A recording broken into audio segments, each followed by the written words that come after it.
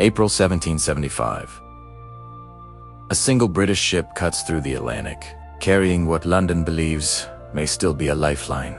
In its hold is an urgent message for the American colonies. Parliament has passed a so-called conciliatory resolution, a last gamble by Prime Minister Lord North to pull the empire back from the brink. If it works, war might yet be avoided. But the Atlantic is wide. The voyage will take 6 long weeks, and by the time that message reaches American shores, the moment for peace will already be dead. Before the ship can dock, musket fire cracks the morning air at Lexington and Concord. Redcoats and militiamen clash. Blood is spilled. Men fall. Whatever hopes still lingered for compromise vanish in the smoke of battle. The war has begun. When Lord North's resolution finally arrives, it is met not with relief, but with anger. Colonial assemblies reject it outright. The Continental Congress treats it as an insult. The proposal concedes nothing fundamental. Parliament still claims the right to tax the colonies. To the Americans, it offers submission, disguised as mercy too little, too late.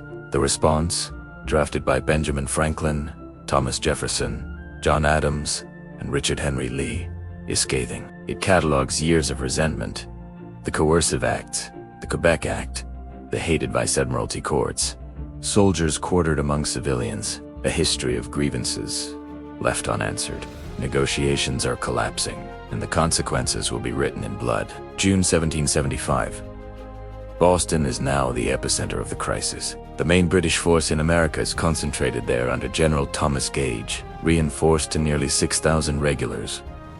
But they are trapped. Surrounding the city are some 15,000 New England militia farmers, tradesmen, shopkeepers' men, with little formal discipline, but burning with resolve. They lack powder and proper training, yet they have already shown they can fight. Before the arrival of their new commander, George Washington, the militia are led by Artemus Ward, a sickly, cautious officer of limited experience. Yet under his supervision, the Americans seize and fortify the high ground overlooking Charlestown. From these heights, cannon could dominate British ships in Boston Harbor. To General Gage, this is intolerable. His honor and Britain's has already been bruised by the humiliating retreat from Concord. He decides the heights must be taken. Major General William Howe is given the task. He will lead a frontal assault on Breed's Hill with 2,500 men, supported by naval guns, floating batteries, and cannon from Cope's Hill. British officers are confident. As General Burgoyne declares, this will prove once and for all that trained troops are invincible against any number of undisciplined rebels. They are wrong. As the British advance uphill in tight formations, the Americans wait behind fences and earthworks. They hold their fire until the Redcoats are close, terrifyingly close. Then they unleash a storm of musketry. British ranks shatter. Men fall in heaps. Howe orders a second assault. It meets the same fate.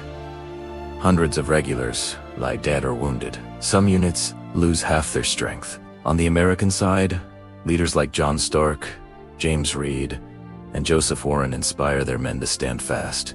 But chaos spreads. Ammunition is running out. Commands are confused.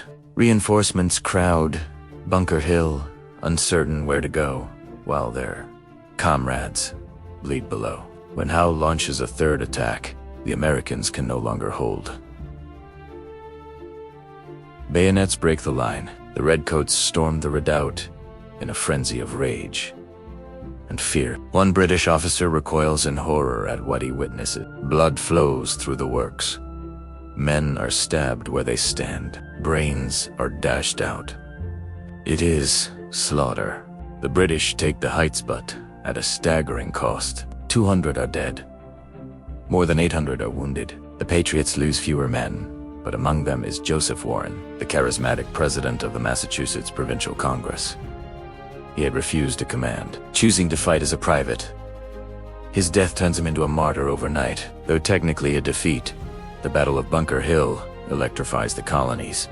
The rebels have stood against the British army and survived. For the British, it is a brutal awakening. As General Henry Clinton remarks, a few more victories like this would end British rule in America entirely. That summer, British authority begins to crumble across the colonies. Royal governors flee North Carolina, South Carolina, Virginia, New York, and New Hampshire. Some receiving.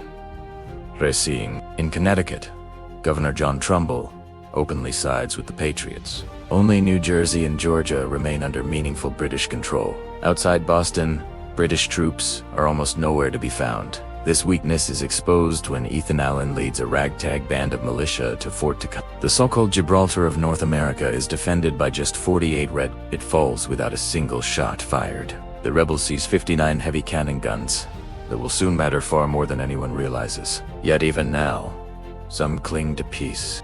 Moderates like John Dickinson warned that independence could mean chaos, endless wars, and eventual tyranny. Many still believe King George III is their friend, misled by corrupt ministers. In July, Congress sends one final appeal: the Olive Branch Petition. It begs the king to restore harmony, insists the colonies fight only in self-defense, and humbly asks for peace. But it never had a chance. News of Bunker Hill reaches London, first along with wounded soldiers and grim reports.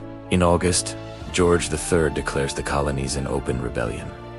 There will be no compromise. Britain prepares to crush the revolt by force. On July, though Zenity George Washington arrives outside Boston to take command of the newly named Continental Army. He cuts a striking figure, well dignified, hardened by service in the French and Indian War. But what he finds appalls him. The army is barely an army at all. Muskets are scarce. Powder is dangerously low. There are almost no uniforms. Discipline is non-existent. Camps are filthy. Soldiers come and go as they please. Washington moves swiftly.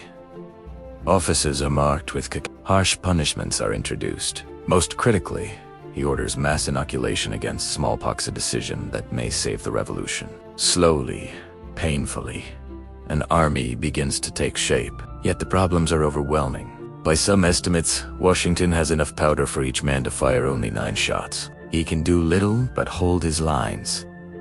The British are struggling too. Disease ravages Boston. Supplies must cross the Atlantic under threat from American privateers. Hunger looms. General Gage is recalled in disgrace, replaced by Howe, but even Howe can see no easy solution. Meanwhile, in Virginia, Governor Lord Dunmore makes a fateful decision. In November 1775, he offers freedom to enslaved people who join the British cause. The proclamation is explosive. Hundreds flee to British lines. Southern patriots are enraged. Any remaining loyalty to Britain in the South evaporates. Norfolk burns. Thousands are displaced. The war grows uglier. Winter closes in.